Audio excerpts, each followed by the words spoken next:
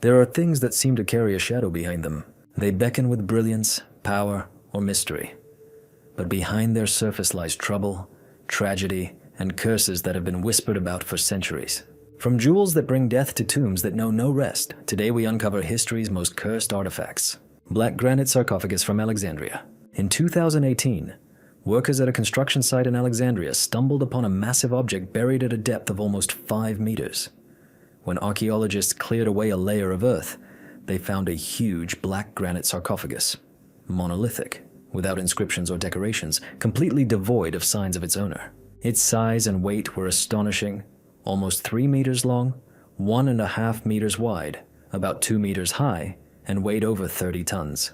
The real mystery was that such sarcophagi were usually accompanied by writings, hieroglyphs, symbols of power, or religious rites.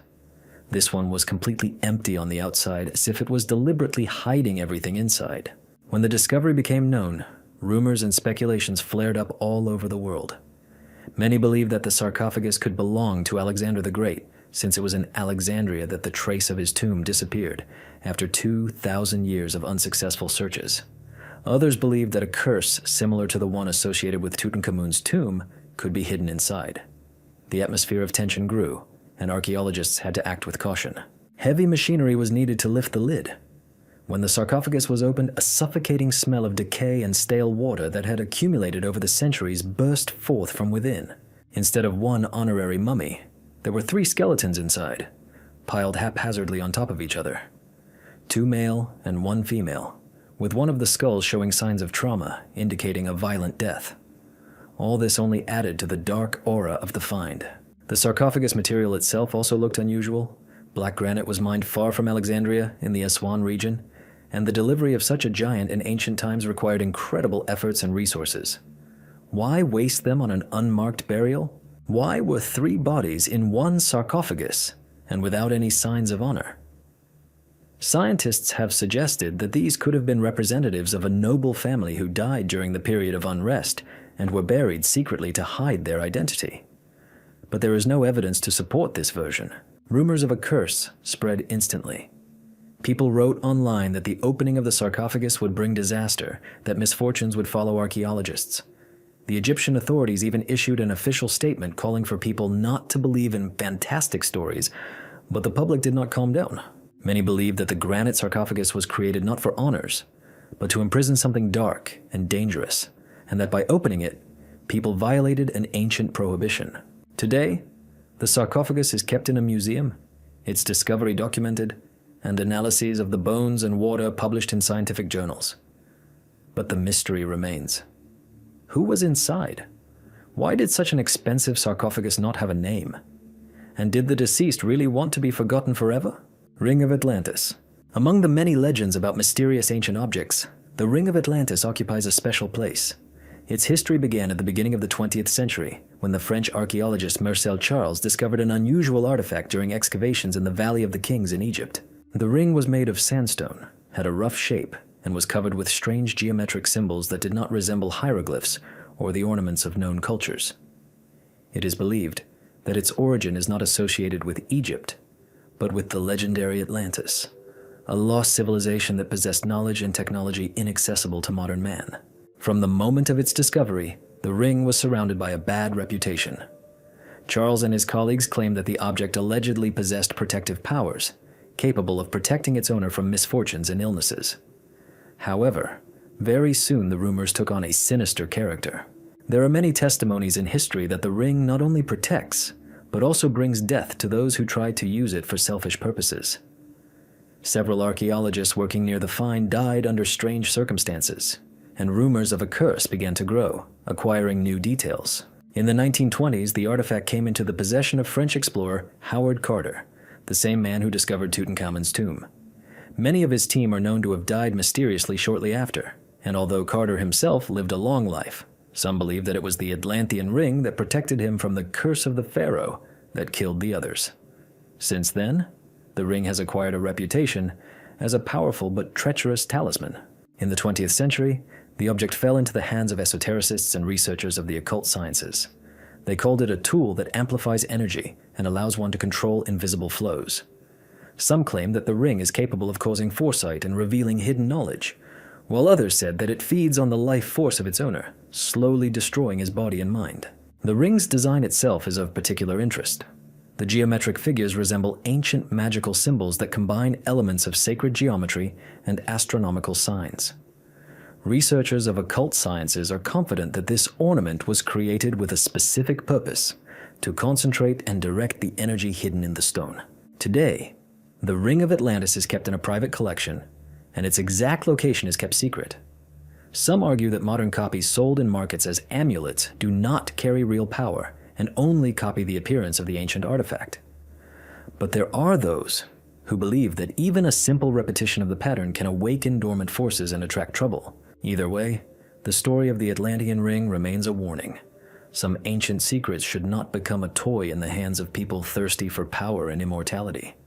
After all, what was created to protect or hold back the dark forces can turn into a terrible curse for anyone who decides to test its power. The Cursed Spear of Destiny.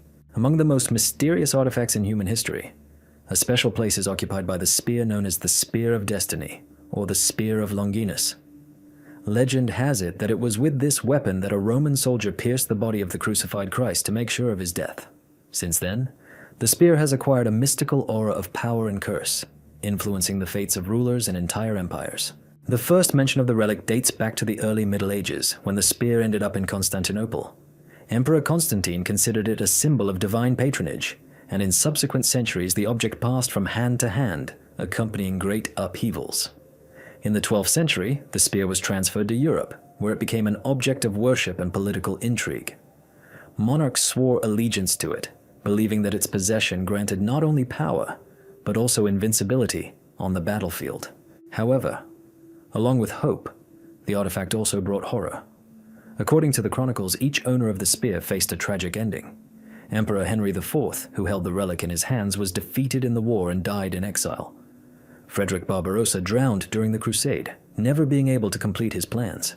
Even powerful dynasties that possessed the spear eventually collapsed, as if under the influence of an unknown force. The Spear of Destiny gained particular attention in the 20th century when it became known that Adolf Hitler was fascinated by it. In 1912, he visited a museum in Vienna where the relic was kept and stood for a long time in front of the display case, fascinated by its appearance. He later claimed that it was this spear that was destined to make him the ruler of the world. When the Nazis came to power, the artifact was confiscated and transported to Nuremberg, where Hitler kept it under guard, believing it to be the source of his strength. But history developed differently. In April 1945, when U.S. troops entered Nuremberg, the spear ended up in their hands. And exactly a few hours later, Hitler committed suicide in Berlin. Whether this is a coincidence or a confirmation of an ancient curse is a question that has no clear answer. Many researchers are sure that the Führer truly believed in the mystical power of the artifact, and the loss of the relic became a symbolic end for him. There is also a darker version. The spear does not so much bring good luck as it subjugates the fate of its owner.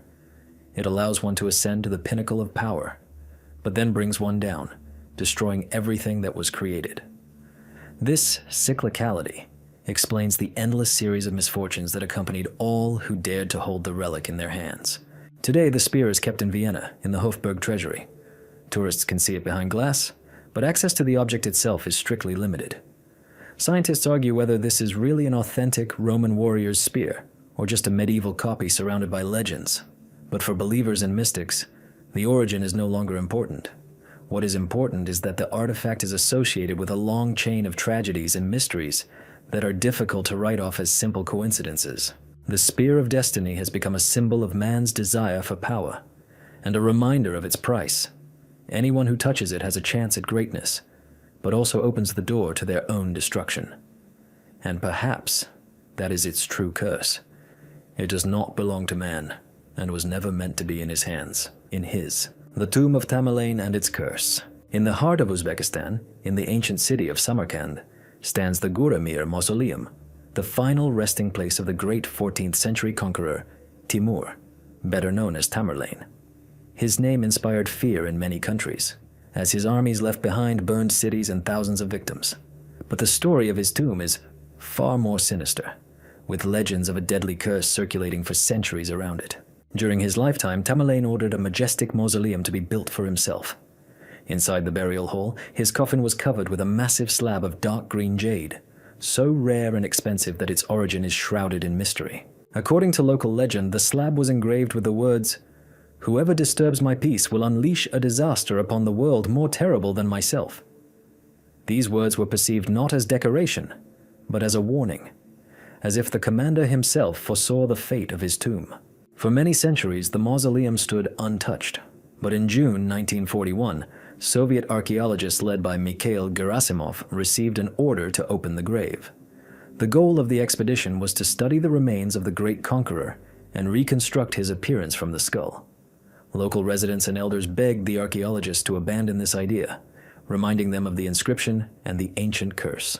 But science and ambition prevailed. The expedition began excavations on June 19, 1941. That day, the sarcophagus was opened, and the researchers did indeed discover a skeleton with an injured leg, confirming the lameness mentioned in historical sources. Everything seemed to be going according to plan, but at the same time, a frightening entry appeared in the expedition diary. There seemed to be a heaviness in the air, as if the mausoleum itself was resisting our intervention. The archaeologists felt a strange uneasiness, but continued their work. 2 days after the tomb was opened, on June 22, 1941, Germany went to war against the Soviet Union. For many, the coincidence was too terrible to be accidental. Locals claimed that Tamerlane's curse had come true. By opening his tomb, people had unleashed a disaster on the world, the bloodiest war in history. Rumors of the curse spread even among the military. It was said that Marshal Zhukov and Stalin were aware of these stories. And although this is not confirmed in official documents, it is known that in 1942, after heavy defeats at the front, Tamerlane's sarcophagus was closed again with all Muslim rites. Just a few weeks later, the Red Army won its first major victory at Stalingrad, and many saw this as a direct consequence of the conqueror's return to his eternal rest. Since then, the Gurumir Mausoleum has become not only an architectural monument, but also a symbol of the mysterious power contained in ancient burials. Scientists explain the coincidence with simple facts. The war was prepared long before 1941, and any signs are just a figment of the imagination. However, it is difficult to deny that the coincidence of dates looks eerily accurate. Today, the mausoleum is open to tourists, but there is still an unsettling aura around it. Guides and caretakers are often asked if it is true that the sarcophagus remains cursed, and they answer, "It is better not to disturb it again." After all, the lesson of the past has shown that sometimes even the bravest hearts choose to respect ancient warnings. Tamerlane's tomb remains an example of how history and legend intertwine. For some, it's just a coincidence. For others, it's proof that the dead can indeed protect their peace. But in any case, this sarcophagus reminds us that sometimes it's better to leave a secret in silence than to risk awakening its power. Mask of Tutankhamun. Of all the ancient Egyptian treasures, there is no item more famous and at the same time more sinister than the golden mask of the young pharaoh Tutankhamun. It has become a symbol of ancient Egypt and archaeology in general, but behind its radiant beauty lies a story that many call a curse. In November 1922, archaeologist Howard Carter and his expedition discovered the intact tomb of an 18th dynasty pharaoh in the Valley of the Kings. The discovery shocked the world. Inside were hundreds of objects, gold jewelry, chariots, statues of gods, and a sarcophagus containing the young ruler who died a mysterious death at the age of about 19. The most impressive artifact was a burial mask made of 24 pounds of pure gold and inlaid with lapis lazuli, carnelian, and turquoise.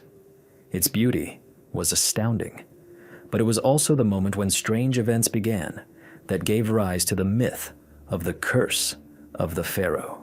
A few months after the tomb was opened, Lord Carnarvon, the sponsor of the excavations, died suddenly in Cairo. He died after a small wound on his cheek became infected, and at the same time, the lights went out throughout the city. Newspapers quickly linked the tragedy to an ancient curse.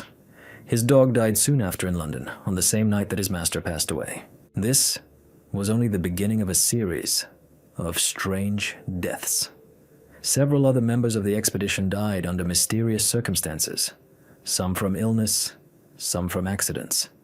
In all, more than 20 people connected with the excavations died over the course of a decade, Although Howard Carter himself lived a long life, skeptics could not dispel the feeling that the mask and the entire tomb were filled with dark forces. Locals claim that the inscriptions in the tomb warned of death for anyone who disturbed the pharaoh's peace.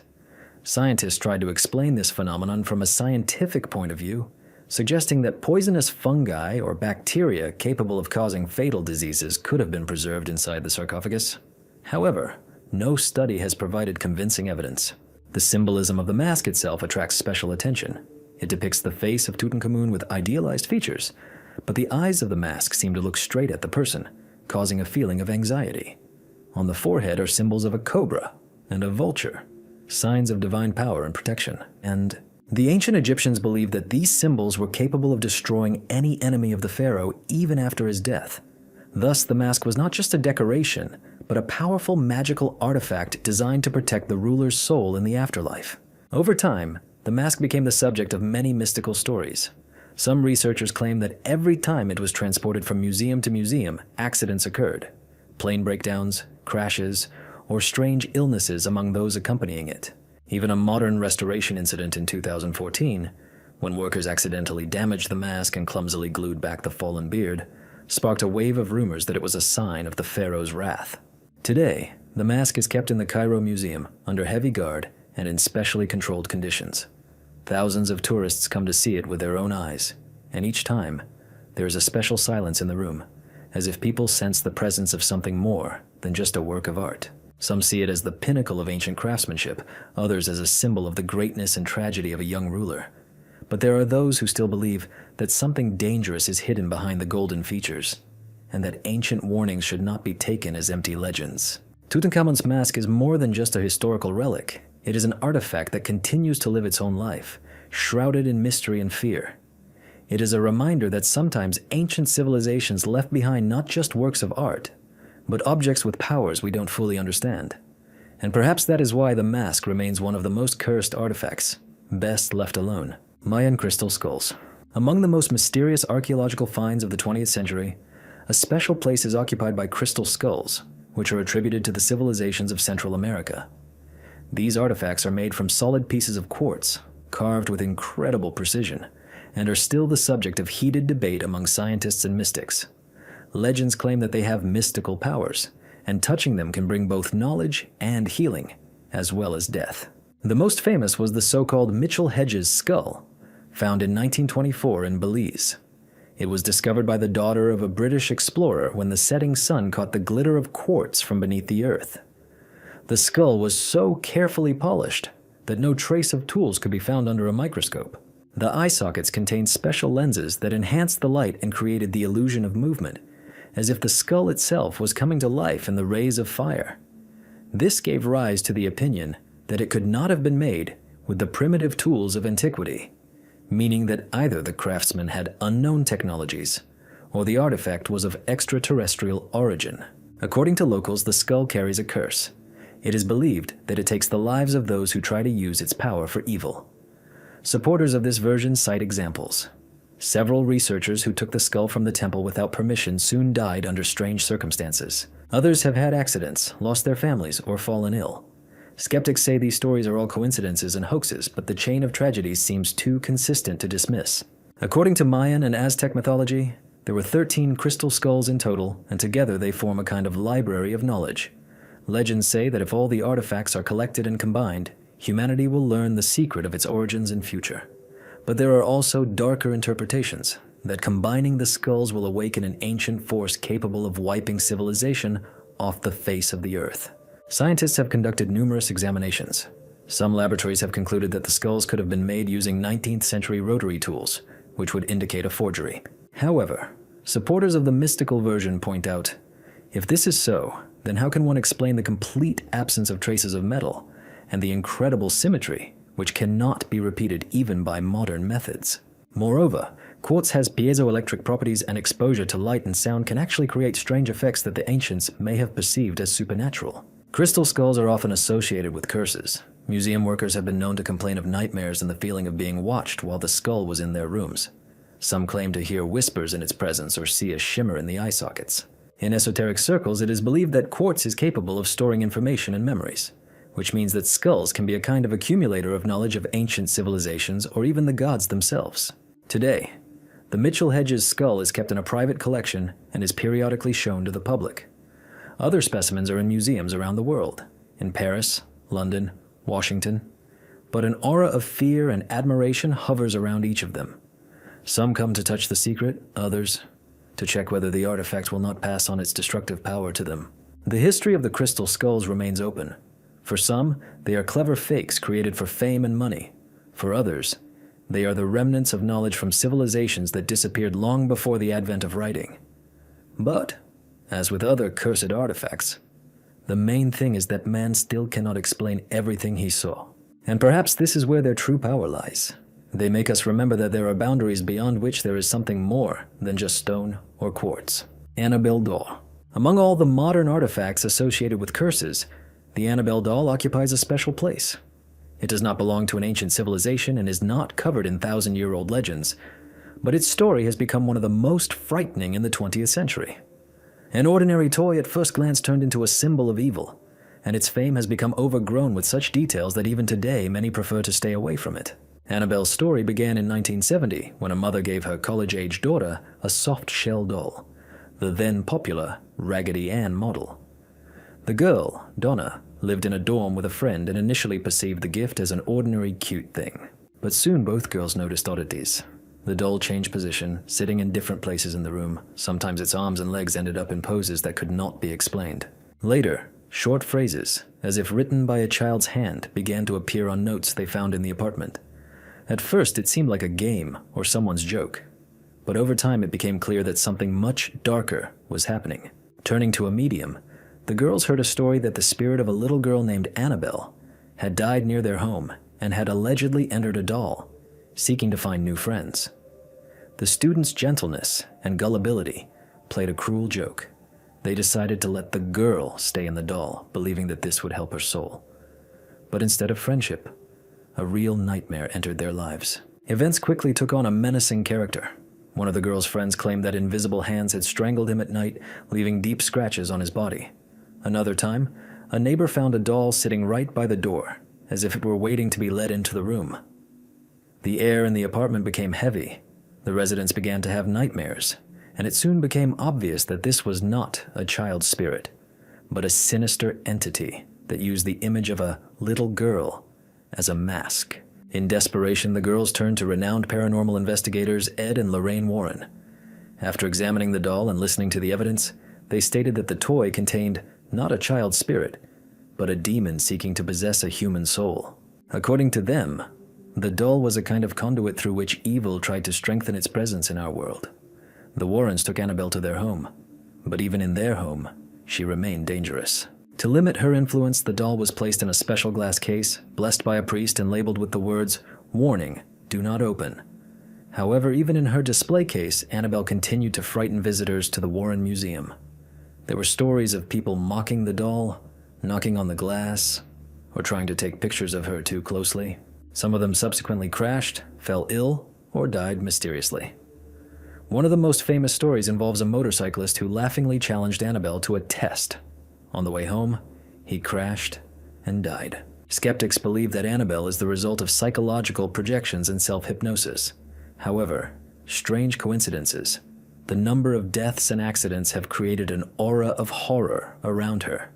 That is why the doll is never taken out of the museum without special rituals, and the staff tries to keep her isolated from any influences. Today, Annabelle remains one of the most famous cursed objects in the world. Her story has inspired dozens of films and books, but outside of Hollywood, she continues to exist as a real-life relic of evil. For some, she's just a scary fairy tale. For others, she's proof that evil can hide in even the most seemingly harmless things. The Annabelle doll reminds us that sometimes danger lurks where you least expect it, and perhaps that is why her story is so frightening. After all, no one is immune from encountering an object that can change life for the worse, with just one touch. Doll Robert. If the story of Annabelle seems scary, then the story of the Roberta doll, kept in Florida, adds an even more sinister tone. This seemingly innocent toy, made in the early 20th century, has long since become a legend in American folklore. So many stories of misfortune have grown up around it that tourists today come to it with flowers, coins, and notes of apology, afraid of bringing a curse upon themselves. Robert's story began in 1904 when a boy named Eugene Otto, the son of a wealthy family from Key West, received an unusual gift. According to one version, the doll was given to him by his grandmother from Germany. According to another, it was given to him by one of the maids, whom the family had recently fired. The toy itself was almost as tall as a child, dressed in a white sailor suit, and holding a small teddy bear in its hands. At first glance, it looked strange, but not sinister. However, soon Eugene's parents began to notice frightening changes. The boy began to talk to the doll, and soon voices began to be heard in the house, one childish and another low, adult, which there was no one to pronounce. Sometimes the parents would find Eugene's room turned upside down, furniture moved, things scattered. When the adults asked the boy what had happened, he would always answer, "Robert did it." And over time, this phrase became almost a mantra, repeated by everyone who knew the history of the Otto family. Neighbors claimed to have seen the doll by the window when no one was in the house. Sometimes its facial expression changed, and its gaze followed passers-by. Children on the street were afraid to approach the house, and even adults avoided it. One day the parents heard their son screaming, ran into his room, and found the boy pinned to the bed. Robert was sitting on a chair opposite, and it seemed that his glass eyes were shining in the darkness. When Eugene grew up and became a famous artist, he continued to keep the doll close by. In fact, he gave it a separate room in his house. His wife claimed that Robert influenced her husband as if forcing him to obey. She repeatedly asked to get rid of the doll, but Eugene refused, explaining that it was part of his life. After his death in 1974, Robert remained in the house, and his heirs soon donated it to the Key West Historical Society Museum. It was there that the doll became a real sensation. Museum employees noticed that strange things were happening to her. She changed poses, quiet steps were heard, and sometimes cameras recorded movement in the hall. But most importantly, visitors began to complain. Those who dared to laugh at Robert or photograph him without permission soon encountered trouble. Accidents, illnesses, breakups. People began to return to the museum with letters of apology, which are now kept next to the doll. Thousands of such letters have become a kind of testimony to the power of the curse. Tourists write, "Forgive me, Robert, I did not mean to laugh. After visiting you, I lost my job. Give it all back. I am sick. Please rid me of the curse." Museum workers claim that new letters arrive every week. Even the most skeptical guests prefer to at least whisper, "Allow," before taking a photo of the doll. Scientists explain Robert's phenomenon by self-hypnosis and the effect of expectation. If a person believes that trouble will befall him, he begins to notice every little thing, perceiving it as a sign. However, it is difficult to explain why this effect is so stable for more than 100 years. Today, the doll sits in a glass case at the Fort East Martello Museum.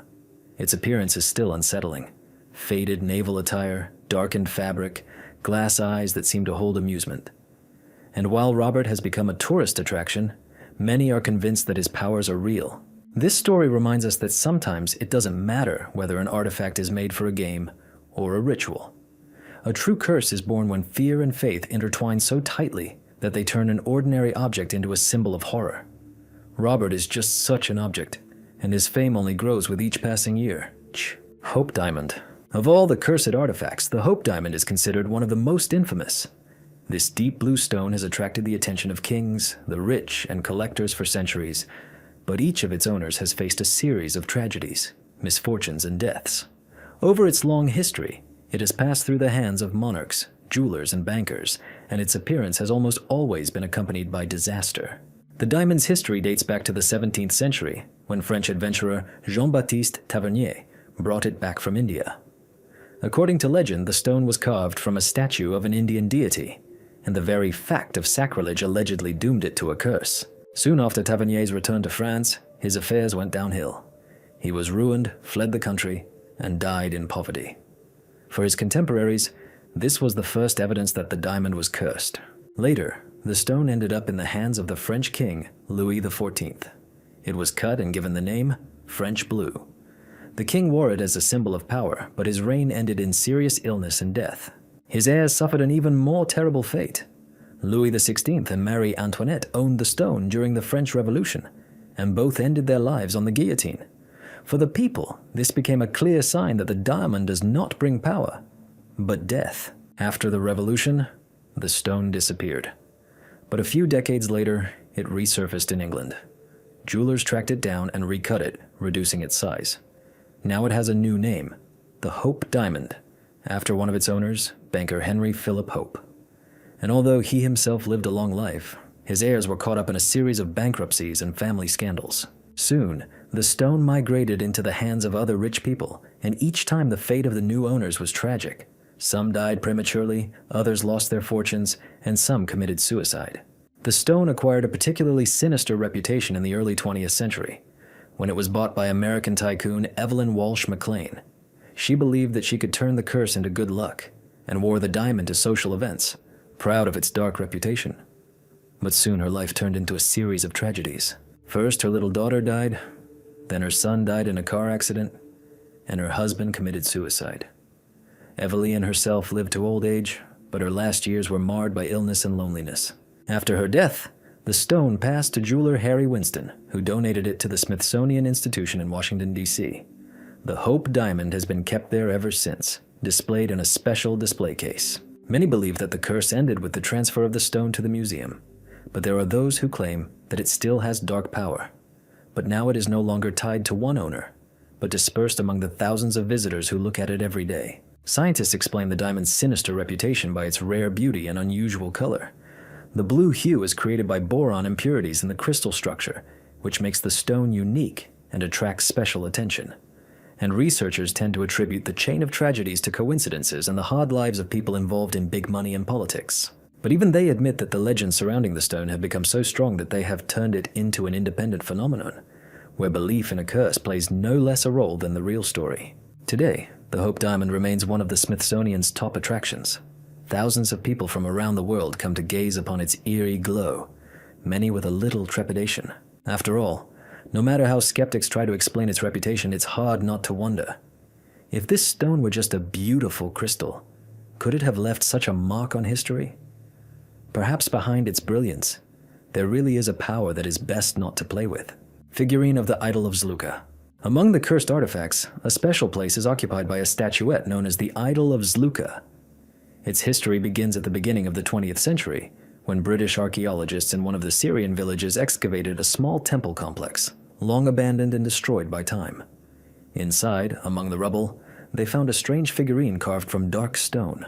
It depicted a creature with a disproportionately large head, huge eyes, and a short, almost shapeless body. Despite the roughness of the forms, there was something disturbing and mesmerizing about the statuette's appearance, as if the gaze of the stone eyes pierced right through.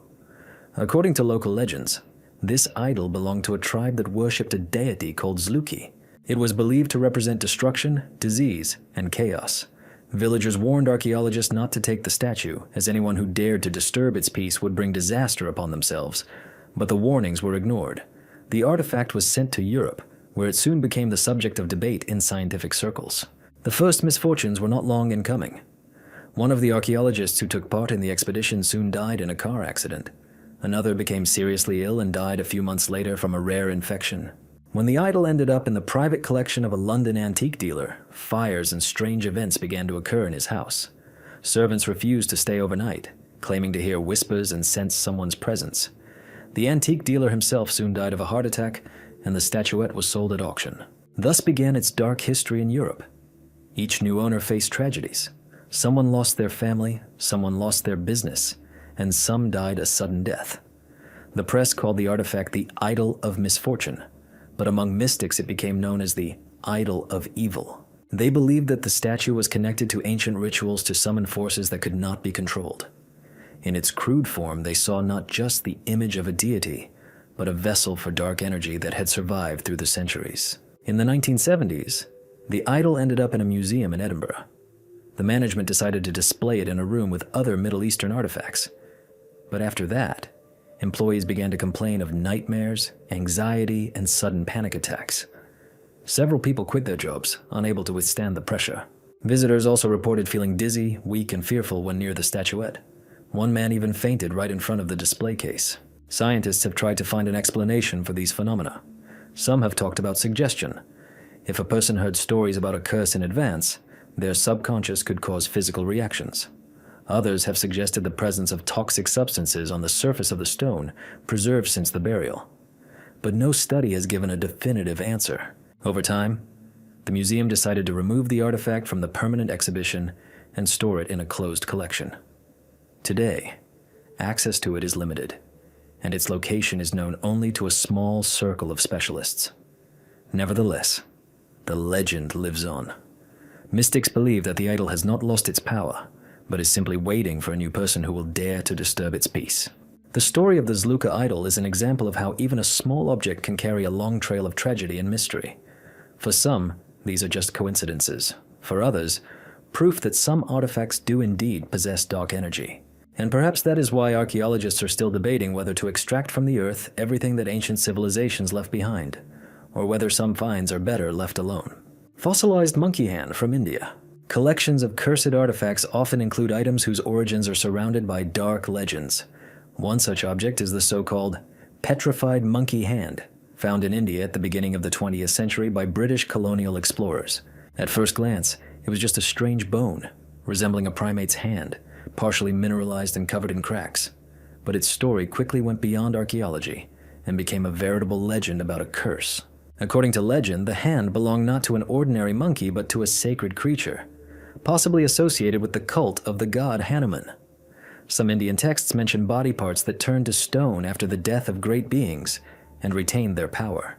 Locals warned Europeans not to touch the find. The hand was considered cursed and could bring misfortune to anyone who tried to take possession of it.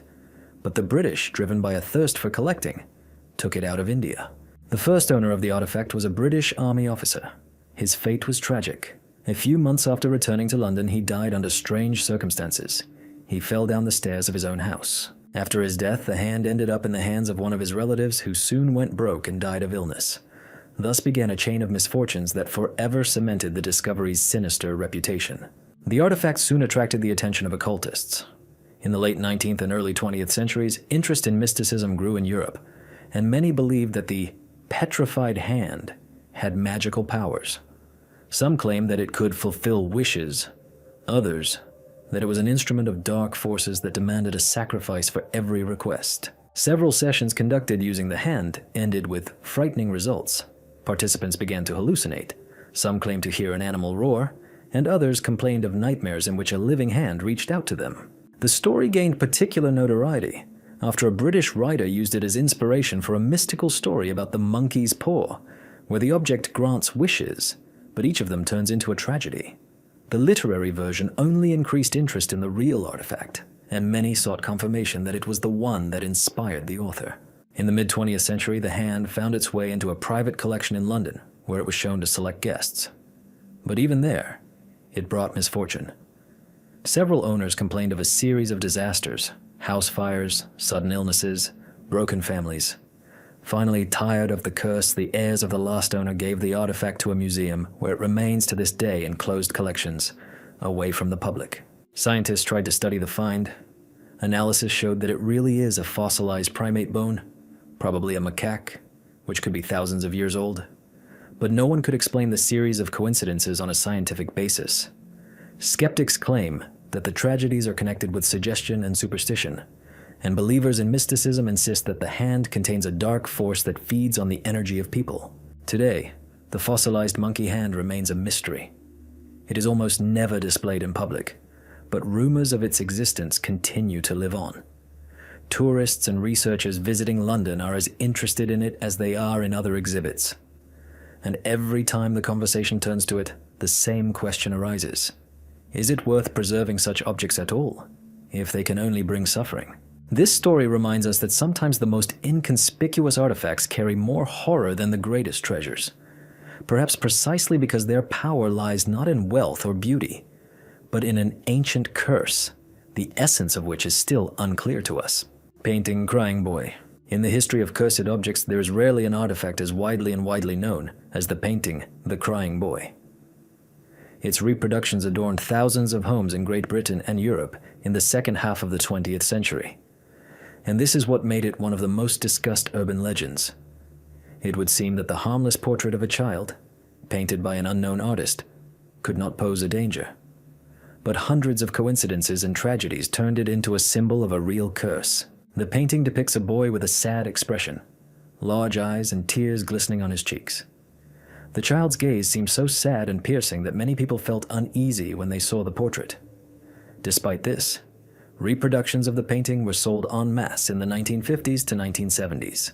They were bought by millions of people, and it was the mass production that allowed people to notice a repeating pattern of strange events.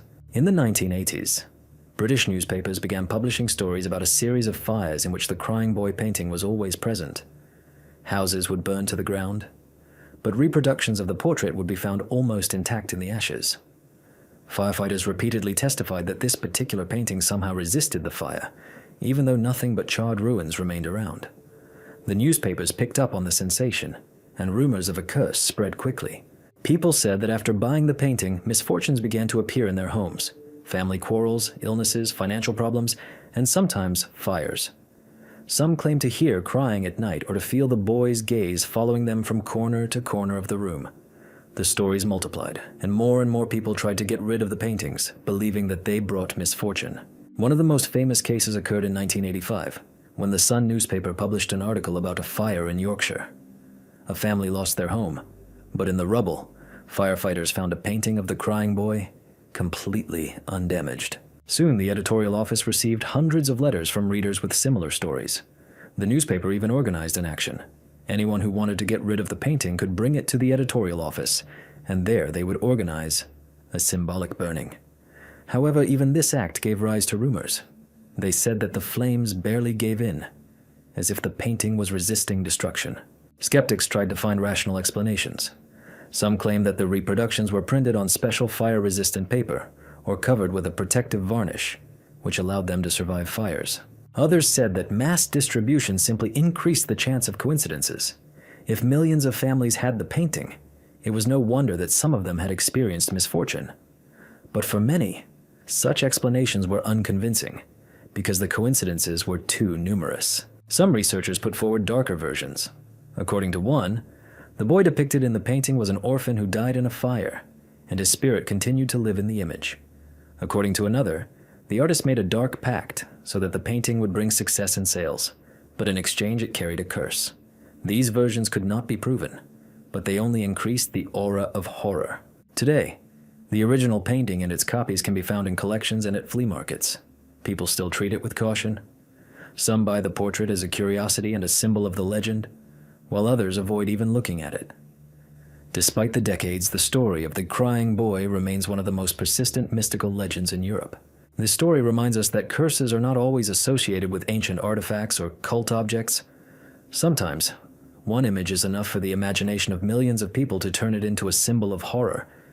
And perhaps it is the belief that an object brings misfortune that makes it truly dangerous. The Pollock Tomb in Ireland. In the Green Hills of Ireland, where ancient legends intertwine with Christian lore, stands a forgotten tomb known to the people as the Pollock Tomb. It looks like an ordinary old tomb, made of gray stone, surrounded by moss and tall grasses. But among the locals, there is a belief that this tomb carries a curse that cannot be removed. The story begins in the 17th century, when the Pollock family, originally from Scotland, settled in Ireland. They were wealthy landowners and quickly gained power and influence.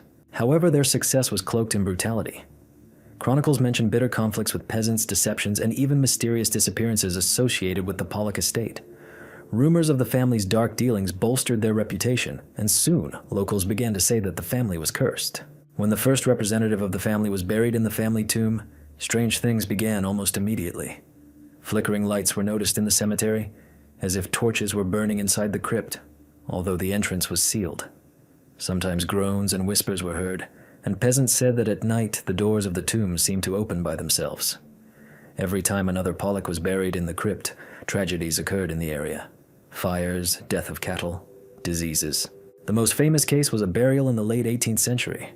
The body of one of the family heirs was brought into the crypt, and a few weeks later, several people in the village died of a strange fever. The locals were convinced that the disease had come from the tomb. After that, the peasants refused to go near the crypt, and the cemetery was gradually abandoned. In the 19th century, explorers tried to open the tomb to verify the rumors, but everyone who took part in this venture encountered disasters. One archaeologist died on the way. Another fell ill and died. and a third returned from the expedition in complete despair, claiming that he saw something inside that he could not describe in words. According to him, the air in the crypt was heavy, and it seemed as if invisible hands were trying to push him out. The legends about the Pollock tomb still live on. Some locals say they have seen ghostly figures near the tomb. Others claim that it is impossible to photograph the crypt. The pictures come out blurry or damaged. There are also those who are sure that the curse is connected with the oaths and crimes of the Pollock family, and their souls do not find peace, holding the crypt under their power. Scientists, of course, are skeptical of these stories. They explain them away as suggestion, coincidence, or natural phenomena. For example, the phosphorescence of marsh gases, which could create the illusion of lights. But for locals, these explanations are irrelevant. For them, the tomb remains a place where the past still influences the present. Today, the Pollock's tomb is closed and overgrown with vegetation. Tourists rarely get to this place, and even the brave ones try not to linger near the crypt for long. It is believed that touching the stones of the tomb can bring misfortune, and even more so, an attempt to get inside. The Pollock tomb is a reminder that sometimes a curse is more than just a myth or a fiction. It is a collection of memory, fear, and belief that is passed down from generation to generation, making one forgotten crypt a symbol of eternal punishment. And as long as the stone walls stand, the legend of the Dark Tomb lives on, frightening and enchanting those who dare to approach. Book of the Dead. Among all the ancient Egyptian artifacts, the Book of the Dead occupies a special place. It is not a single volume, but a collection of spells, hymns, and ritual texts that were written on papyrus and placed in tombs along with the dead.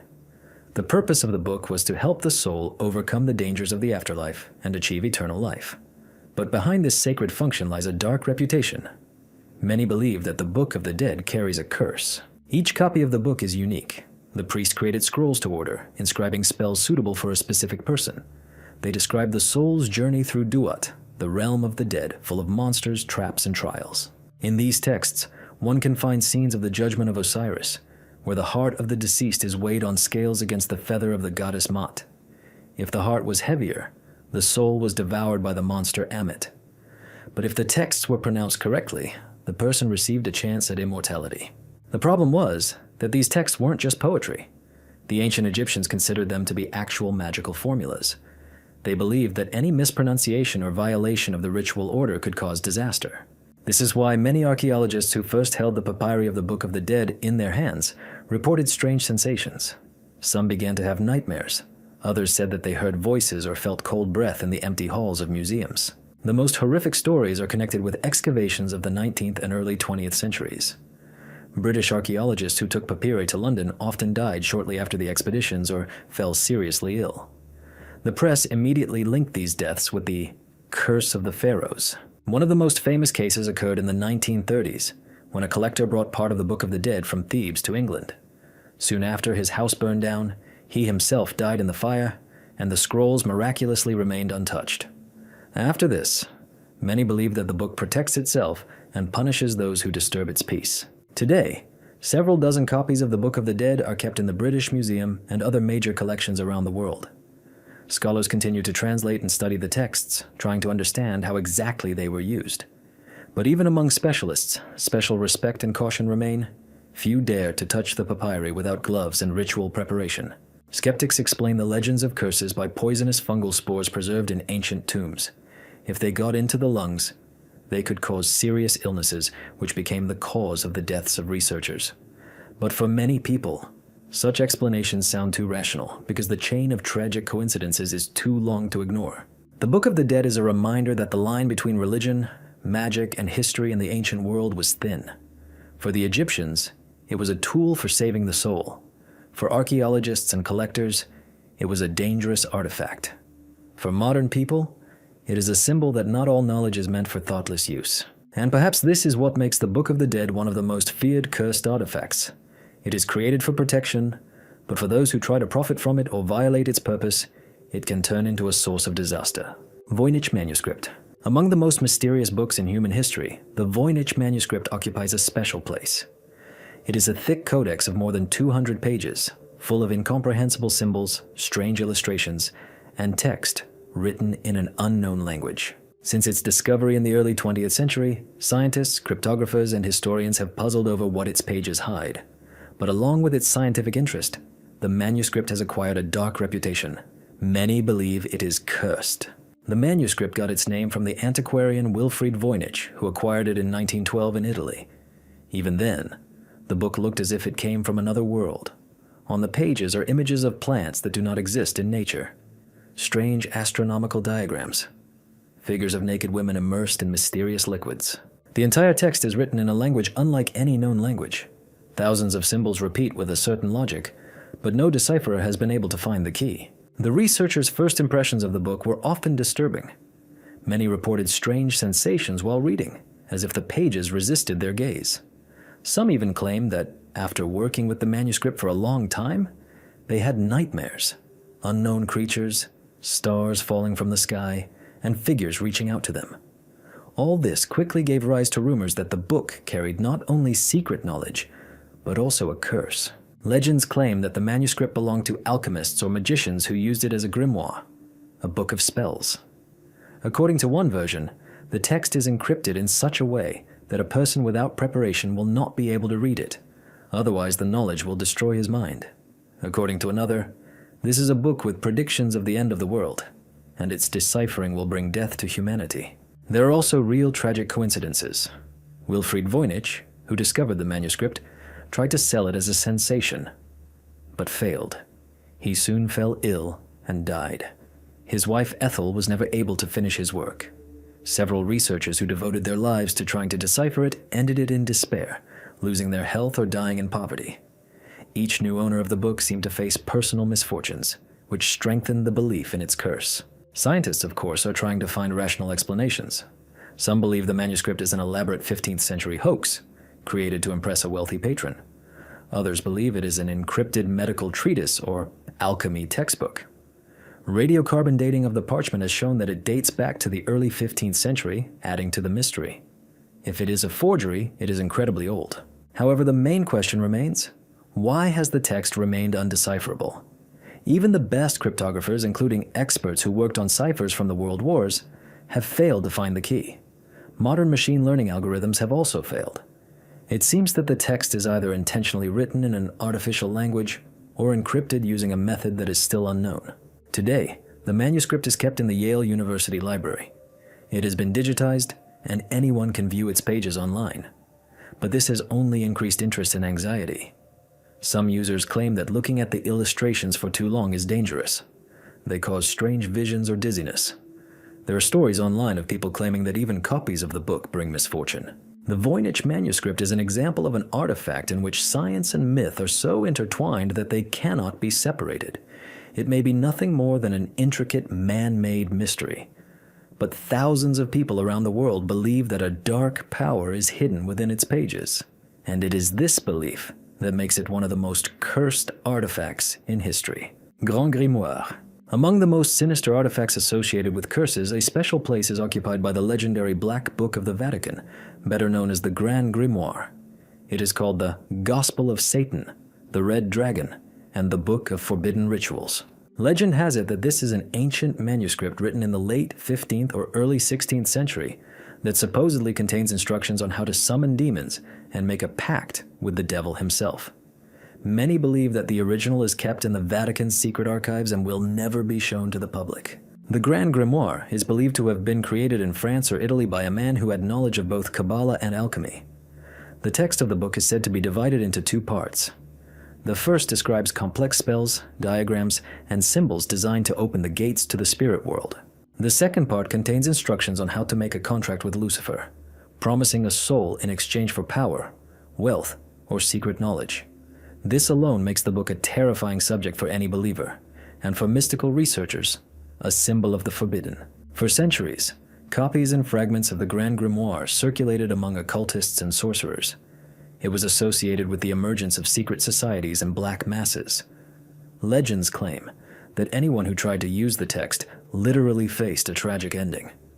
There are stories of magicians who went mad after rituals, people who disappeared while trying to open the gates, and even sudden fires that destroyed the homes of the book's owners. The manuscript gained particular notoriety in the 19th century, when several copies ended up in Paris. They were used by members of secret orders, and it was then that the dark reputation of the most cursed book in Europe began. There were rumors that even simply reading the text could cause nightmares, voices, or visions. The Vatican was actively hunting for copies during this period and confiscating them to prevent their distribution. This is why many believe that the real Grand Grimoire is kept there, in the closed rooms of the archive where the most dangerous books in the world are kept. Skeptics claim that the book is just a collection of medieval spells and superstitions, no more dangerous than any other occult text. However, it is precisely the number of tragedies associated with its mention that makes it seem different. Even today, occultists consider the Grand Grimoire too dangerous for practice, preferring to study it only theoretically. There is a belief that the book seems to be alive. Those who encountered copies of it described a feeling of heaviness and coldness emanating from the pages. Some claim that the letters sometimes changed shape or disappeared, and the drawings of demons seemed to come to life in the candlelight. Such stories are difficult to verify, but they only increase the fear of the manuscript. Today, the original, if it exists, remains inaccessible. The Vatican has never confirmed or denied rumors of its existence, but the secret only cements the book's reputation as one of history's most cursed artifacts. After all, if it were harmless, why keep it a secret? The Grand Grimoire has become a symbol of forbidden knowledge, something that a person wants to know, but which is better never to touch. For some, it is just a myth. For others, a real threat, hidden from human eyes. And this is what makes it one of the most frightening relics. No one can say for sure where the legend ends and the truth begins. Ark of the Covenant. Among all the biblical artifacts, the Ark of the Covenant is considered one of the most mysterious and at the same time, the most dangerous. According to the Old Testament, it was created on the instructions of Moses during the Exodus from Egypt. It was a wooden box covered with gold, inside which were kept the tablets with the 10 Commandments, Aaron's staff, and a vessel with manna from heaven. On the cover of the ark towered 2 golden cherubs, their wings converging, forming the throne of the Lord. The ark was believed to be more than just a repository of relics, but an instrument of divine power. It accompanied the Israelites on their campaigns and, according to legend, struck down enemies with lightning and fire. When the priests carried it around the walls of Jericho, the fortress fell without a fight. But at the same time, the ark was considered mortally dangerous for those who approached it without permission. The Bible describes an incident where one of the soldiers, having touched the ark, instantly fell dead. Over the centuries, the fate of the artifact has become increasingly mysterious. After the destruction of the Jerusalem temple in the 6th century BCE, it disappeared from the records. Where the ark is today is one of the biggest questions in the history of religion and archaeology. Legends of the curse of the ark spread throughout the world. In the Middle Ages, it was believed that it was capable of causing epidemics and wars. There are stories of warriors who tried to capture it and soon died in battle. Even in our time, archaeologists who tried to find traces of the ark encountered mystical events.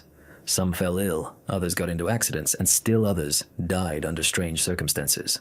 One of the most popular legends is that the ark was hidden in Ethiopia and is still kept in the Church of Our Lady Mary of Zion in the city of Axum. There is a special tradition there. One monk is appointed as the keeper of the ark and dedicates his entire life to it. This man never leaves the church grounds and lives in isolation, protecting the shrine from prying eyes. The ark is not shown to outsiders, but the belief that it is really there is passed down from generation to generation. Scholars, of course, treat these stories with caution. Some believe the ark may have been destroyed or taken to Egypt, where it disappeared forever. Others suggest that it never existed as a physical object, but was merely a symbol of a divine presence. But for believers, the ark remains a reality and a source of both hope and fear. What makes it a cursed artifact? It's not just the biblical stories of death by touch. The very fact that the ark symbolized absolute power and strength made it an object of struggle. The owner of the ark was considered invincible, and so each generation tried to take possession of it. But each time it turned into disaster. Legends claim that many armies that sought the ark suffered catastrophic defeats, as if the relic itself did not allow anyone to possess it for long. Today, the Ark of the Covenant has become an integral part of world culture. It inspires films, books, and research, but its real history remains shrouded in mystery. Perhaps it rests in an abandoned cave, hidden forever. Or perhaps it really is guarded by monks in Ethiopia. The Ark of the Covenant is a symbol not only of faith, but also of the danger that comes with the desire to touch the forbidden. It reminds us that there is knowledge and power that a person is better off not touching, no matter how much he strives for it. And perhaps this is the true curse of the Ark. It always beckons to itself, but brings death to those who try to take possession of it. The Cursed Altar of the Kalahari. In the heart of Africa's Kalahari Desert, among endless sands and rare oases, lies one of the continent's most sinister legends. It concerns the so-called Cursed Altar of the Kalahari, a place that local tribes have avoided for generations. It looks like just a circle of stones arranged in a strange shape, but for centuries there have been stories about victims, disappearances, and unexplained phenomena circulating around it. According to legend, the altar was built long before the arrival of Europeans, possibly in prehistoric times. It is believed that it served as a place for rituals associated with the worship of the forces of the desert and the spirits of ancestors. Some researchers suggest that it may have been an astronomical object or a sanctuary for fertility rites. But the legends tell of something else, of bloody sacrifices made on the altar, and of a curse that fell upon those who dared to disturb its peace. The first Europeans to encounter this mystery were missionaries in the 19th century. They heard stories from the Bushmen about a place where the earth breathes death. According to the locals, people who approached the altar soon died, some from diseases, some from sudden accidents. One of the missionaries wrote in his diary that while trying to explore the circle of stones, his companions began to hear strange sounds, a hum similar to low singing, although there was complete silence around. That same night, one of the explorers died of a sudden heart attack. In the 20th century, several expeditions attempted to study the altar. In the 1930s, South African archaeologists reported that the stones emitted unusual heat, even though the desert temperature dropped to freezing at night. In the 1960s, a team of geologists recorded instrument failures as they approached the circle. Their compasses spun non-stop and their radios lost signal. Afterwards, 2 members of the expedition mysteriously disappeared without a trace, and their bodies were never found. These incidents reinforced the belief that the altar was indeed connected to dark forces. Local legends attribute to the altar the ability to take those who show disrespect. Strange balls of light are said to have been seen in the desert, hovering over the rocks, and sometimes screams have been heard coming from underground.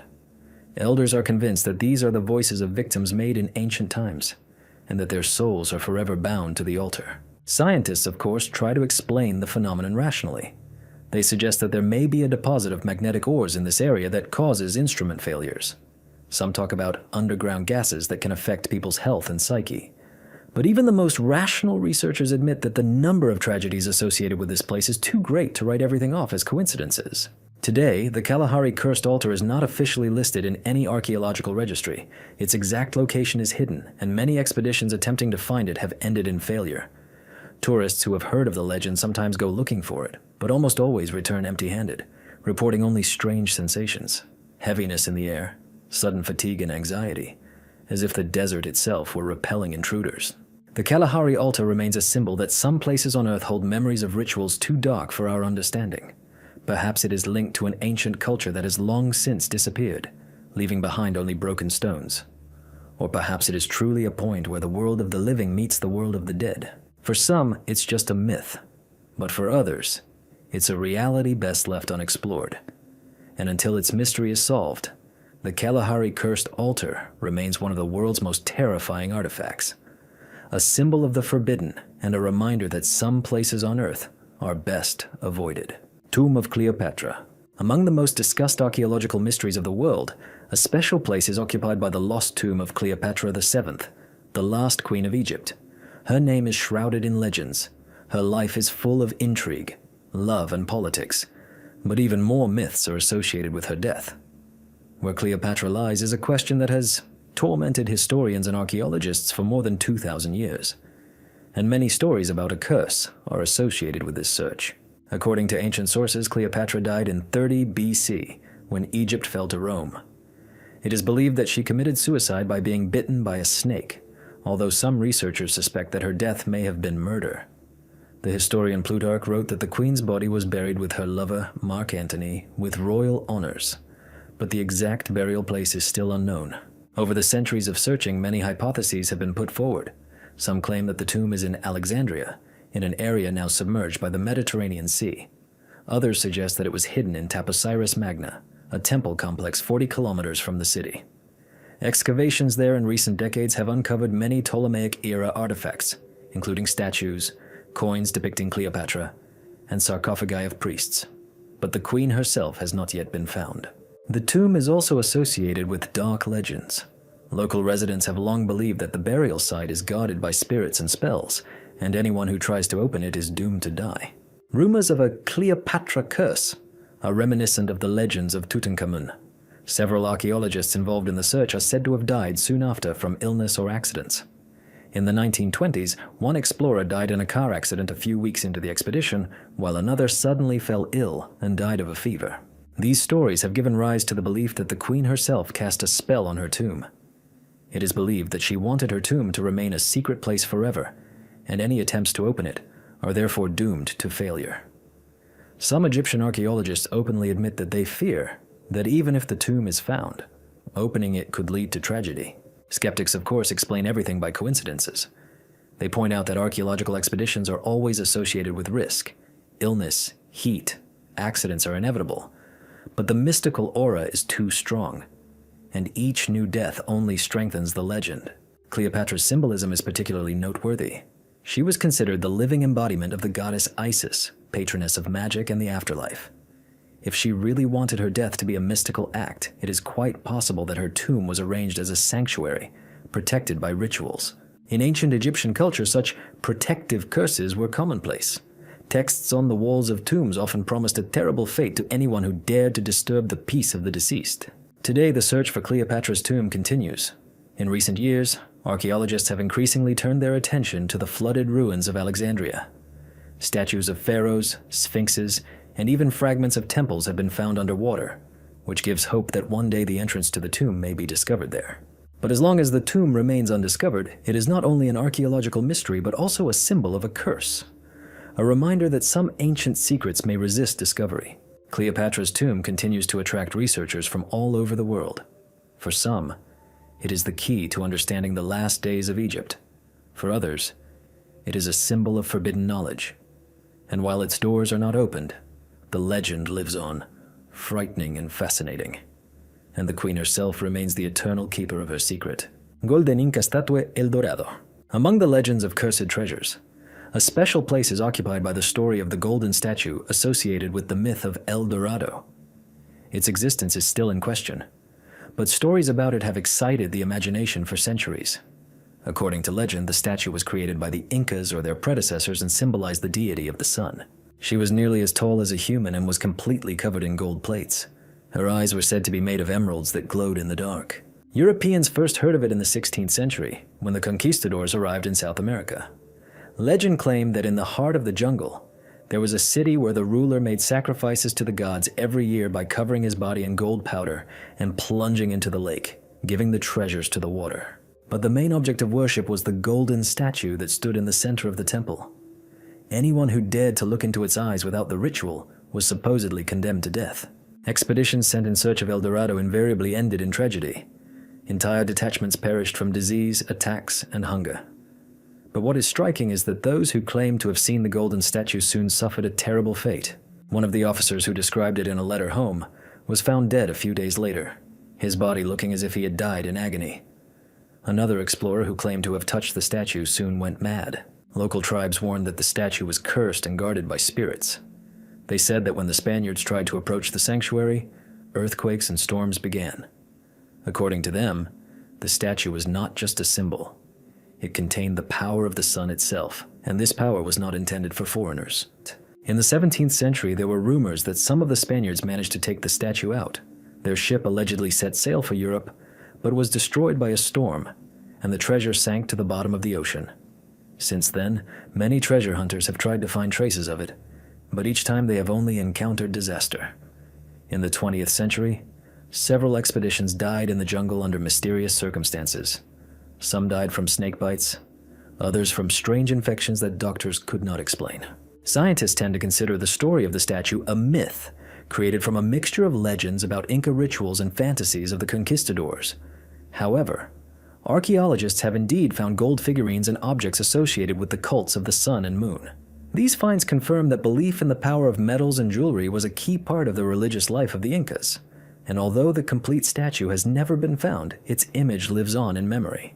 Supporters of mystical theories are convinced that the statue exists and is still hidden in one of the lost temples.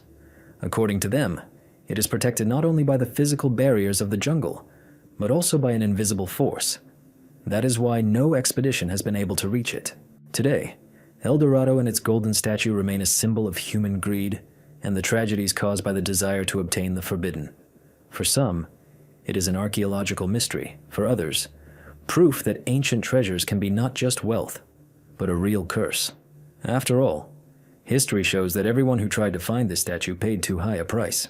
The golden statue of El Dorado is not only a myth of untold riches, but also a reminder that greed and the desire for power always lead to destruction. And perhaps that is why it was never found.